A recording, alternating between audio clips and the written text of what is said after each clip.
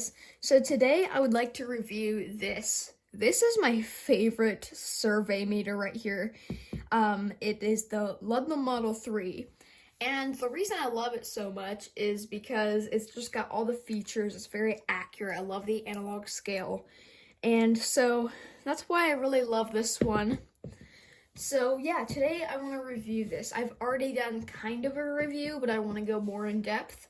So I want to teach you like how to read this scale and all that stuff. But first we got to put batteries in it. And to do that, it's just the simple thumb screw here. But in my case, it is not simple because I believe the thumb screw has been worn down a little bit. And I'll show you how it works here if I bring this up close. So there is like, it's kind of like an oval. So if I turn it this way, you can see it's elongated this way and elongated this way. And that hole is also corresponding. However, when it gets rusted a little bit, it makes it hard to turn. And so in that case, a lot of times I've got to use a knife, like a butter knife for this. But I'm just going to use some tape because I don't really have a butter knife on hand. So, well, I do, but I can't get it to work. So the positive battery goes in this way, and the negative battery goes in this way. They're both D cells, so yeah. Quite expensive to buy this meter and also to run this meter because they're both D cells. D cells are, expensive. So let me just get some tape out here. And we'll tape this meter up so we don't have to deal with the turning off of the meter, because I've had that happen to me, or I'll just try to seal it a little bit and the meter will all of a sudden beep, and I have to like reseal it. So yeah. So the first thing that we're gonna do here is we're gonna flip the rotary switch to the bat position. Now you'll see the needle swing to the hopefully right of the first vertical mark right there. And if that is the case, then you're good. Now you'll move down to times 0.1. And these right here that we're moving down to are called multipliers. You multiply the reading on the scale by the selected position down here.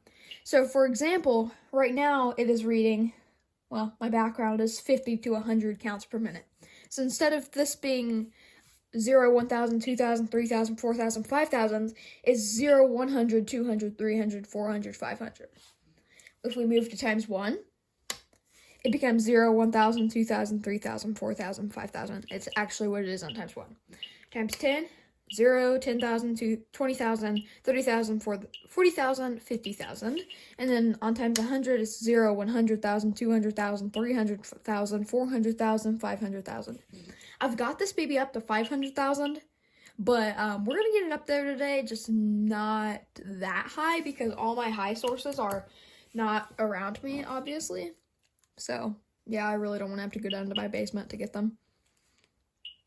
It's 7 o'clock in the morning, so yeah, that's why. So, I'm actually going to take the BNC cable off this guy to review it because it's kind of in the way. So, to do that, we also need to make sure the unit's off because we don't want to break our Model 3 or our model, actually, this is not a Ludlum probe. I will be getting a Ludlum probe for it. I want a 44-9. So, yeah. If it's off, you're good to go when it is off. So this is a BNC connector. Oddly, usually they're C connectors. So how you do a BNC connector is you push down and you turn into that, and then boom, you're good to take it off now. And I will review this guy afterwards, but I want to review the Model 3 first because he's the true treasure. But you gotta have that to work with it. And again, we're gonna do the same thing. Okay, so here I've got them. So now you should see the differences between the C and the B and C. If you see most modern Ludlums, you'll see this right here, and you'll see it a little bit bigger. Okay, that's what your C connector is going to look like. And if you look at this, you're going to see it's a little bit smaller, and it's also got this base right here. I don't believe the C has the base. Correct me if I'm wrong in the comments. And also the C connector, I don't think, because I don't have a C connector, but every picture I look at, they don't have these little latches right here. And there's one on the back. And, but everything besides that is pretty much the same. Now, I'm going to warn you of something. Don't touch the electrical connector inside the connector, ever. And that's what I would say, because, you know, why would you ever need to? If you did, you need to make sure you've had the batteries out for a long time and had the cord not connected for a long time. Because if you had the BNC cable connected, then you could touch that and get shocked. And so that's one hazard with these. But that's not too big of a hazard if you're just careful. And so, well, I should probably turn it like this. This right here is the calibration cover. So if we unscrew these two screws, we look under here, we should see all the calibration. So we can manually calibrate the high voltage and make sure that's adjusted properly.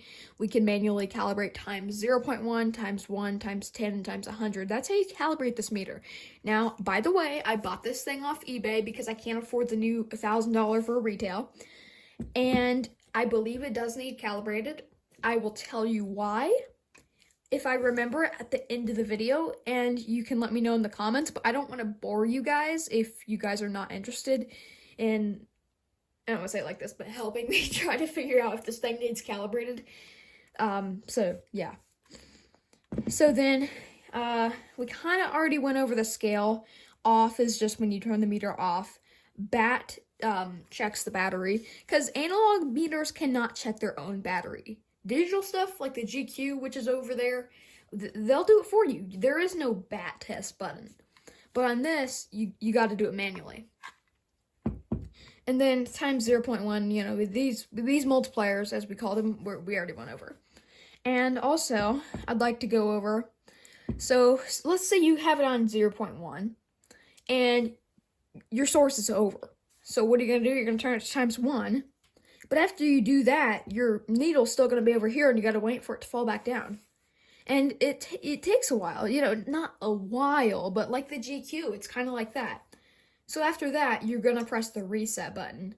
You just, one little press, like that, and that will reset the needle. And also, I'm just going to go ahead and connect the cable so I can have this, like, on. I don't know why I unconnected it, because now I can have it on and I can show you guys. Make a lot more sense, right? Okay. So, anyways, what I was saying here. Okay. Any pulses? Okay. My source is over, let's just say. So I'm going to switch to times 1. And I'm going to reset the needle, because I don't want, you know, to have to wait for it to fall back down. So another few controls, well, the last two, is audio on and off, and FS. And I'll explain what FS is in a minute, but I'd like to just, you know, show you how the audio turns off here. And so it's on right now, off. So that's how you can just make this thing silent if you're working in a, you know, loud not a loud environment, but like a environment where the noise may be distracting to others or something like that, then just turn the audio off. Or if people in your home don't want you having it on because it's annoying. Yeah, I get that. Put some tape over this speaker. I'll give that. That's a hint from who I bought this from. But I love loud audio because it's something. It's just characteristic of Geiger counters. So I don't do that. So now the other switch. If I just flip this off, well, yeah, because it's kind of annoying in the video. So it's on fast response right now. So the needle. But, so that's 4-second response, I believe, and then slow is 22 seconds, so we get our response in a much slower fashion. So if I was just sitting here, you know, testing samples, then I would have it on slow, usually, but my slow actually doesn't work on here for some reason. I don't know why. But I can't ever get it to move at all, oddly. But yeah, fast saves me. So yeah. And by the way, guys, what I love about these Ludlums is how you can just take these handles off. So, like, if the handle's in the way, like, it's awesome when you're using the instrument. It's sturdy, it's it just feels so rugged. Actually, the instrument is so rugged. But if you want to, you can just take off these 2 screws and take off this screw, and the handle will just come totally off. And also, if you want to look at the inside of the electronics, which I'm not going to do today because it's kind of hard to open, and there's a wire which connects to the speaker on the side of the chassis, but I don't want to break that wire. Actually, there's a little connector, but it's just risky. So, and it's pretty hard to open, because that's why it's risky, because I don't want to open it and then jag the wire up too high or something. But right here, you can undo these clips, and you'll be able to open up the instrument, which is awesome. So now I'm going to review the detector.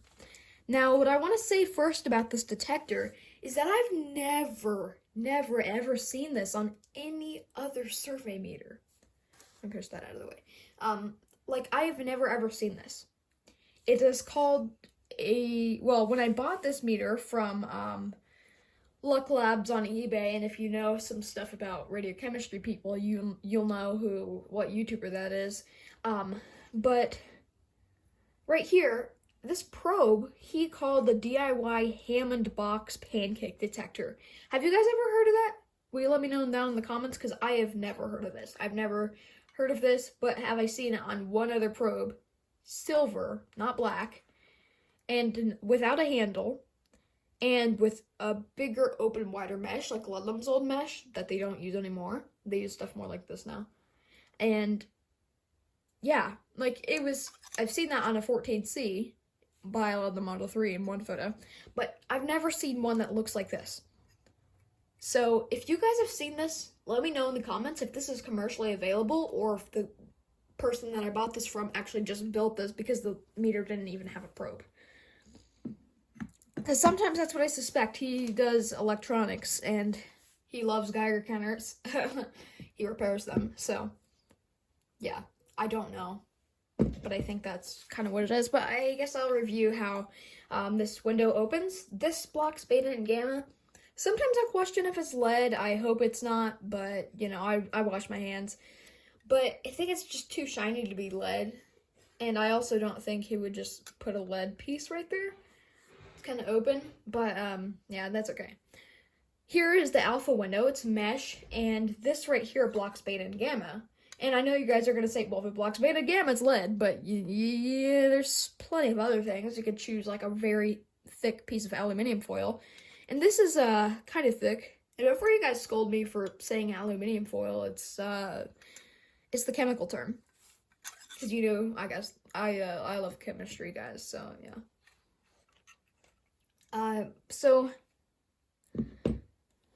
By the way, because when I showed the B and C connector, I did not kind of talk about the full other detail. A C connector will also have a thicker cable and also a shorter cable, which you may say, oh, it's shorter? That's not good. Yeah, it is good. This thing dangles like crazy, and it's so annoying. But yeah, the C cables is also a lot thicker. I mean, this is like a charger cord. This thing is not rechargeable, by the way. You gotta just replace the batteries. So, my final review of this guy is that it is an excellent survey meter. I love this dude. This is what I use always now. But before you guys click off the video, I want to test it with something. I want to get a low-range source over here, which, like I said, is not a high-range source. This is a United Nuclear smetharoscope here. And so, what I want to do is I want to see if I can get this to actually respond. Because if this responds, I mean, this is low-range source, hence that you put it up to your eyeball. So if this responds, that would show something over a survey meter like this, which I've already pre-tested and does not respond. So this is kind of me testing it, and to also prove that it's, you know, why this is better. And also, I'm not saying the GQ is not good. I'm saying this is better. That's all I'm saying. So, the most radiation should be coming out of this right here, or this right here. The lens, I believe, is shielding. or that's at least what came out on my Model 26, or, well, it's not my Model 26. Here's footage of me. Oh, wait. Actually, I didn't test this with the Model 26 on video. I can't put that on footage, can I? Well, I tested it with a thorium sample, but that's not what I tested it with. So I can't show you guys. Sorry. I wish I got video. Let's just test the lens first to show that there's no radiation coming at your eyeballs. But it looks like there is. So, it's not a lot. Don't worry, guys. This is on the 0.1 scale. It's just the back. I did test this with the Model 26, but I did not do it on video for some unknown reason. Okay. Yeah, swinging up a bit. But not near as much as they swung up when I put the lens on them. Yeah. Well, I mean, yeah.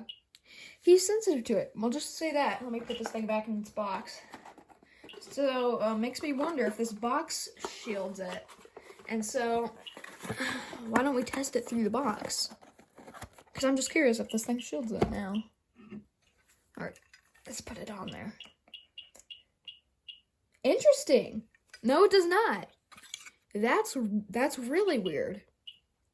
Let's just check for gamma radiation, because I got the shield on. It's a shame that I did not get this with a energy scale, because I bet this energy compensates it. I don't know for sure. That's another thing it could be. It could be nickel-plated brass. Let me know in the comments. Yeah, no gamma radiation getting through. So, the final question is, why should you buy this over a GQ like this, which is still in the box? Well, for most people, they wouldn't. Because a GQ is fine for most. But if you want to get a truer reading and a more accurate kind of sense, then you're going to probably want to get one of these. Yes, they're $1,000, but you can find them on eBay, and this is where I got this from. I paid $380 for this, but to buy a, with a 44-9 with a, clip here, probably a C connector, then you're probably going to be talking about $1,500. So, you just got to find the right deals. I think there is some on eBay with a 44-9 probe and a clip and a C connector and all that stuff already on them. Well, there's no C connector on this. This is BNC. That's it. Unless you know electronics and just bing, solder. But I don't. So, yeah.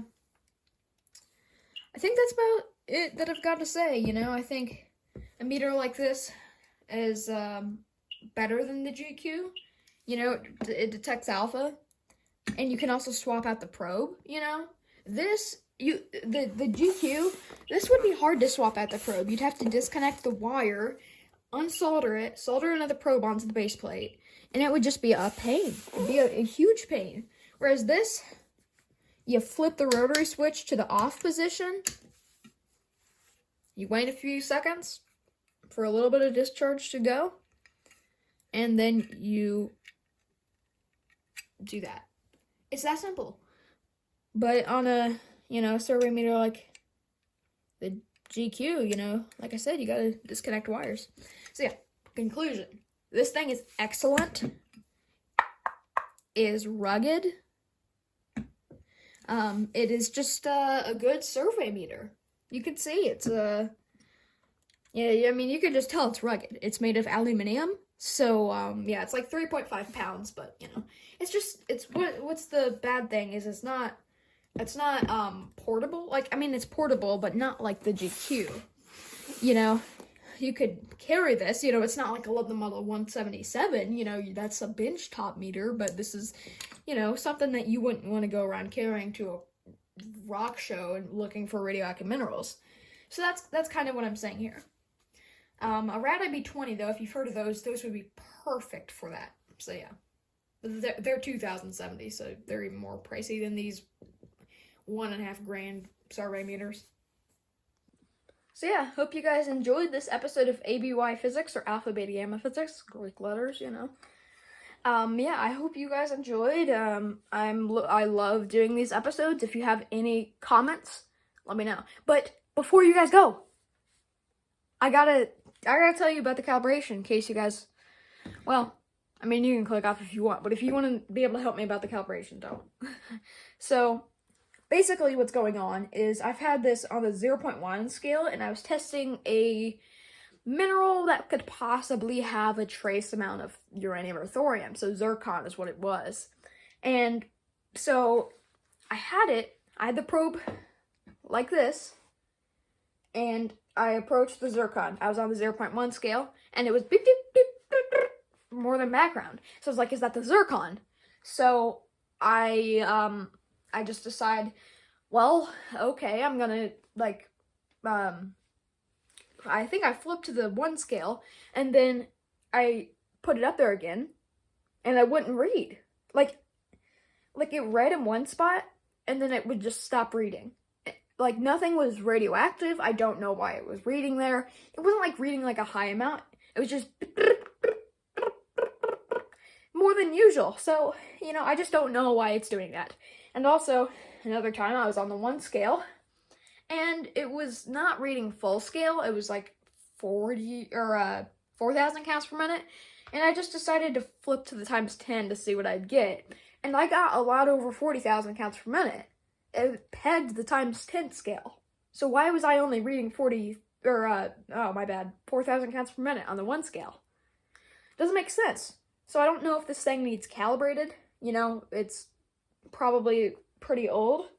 It's got 123462 as the serial number, so yeah, I don't know how old that would be, but, just telling you in case you guys know how old this is and, how recent it might be calibrated. But yeah, if you have any suggestions for the calibration, I'd be happy to know. And yeah, as you know, I'm always happy to chat about Ludlums in the comments. So yeah, hope you guys enjoyed. Thanks for watching. I didn't even do my normal outro. Cheers, guys.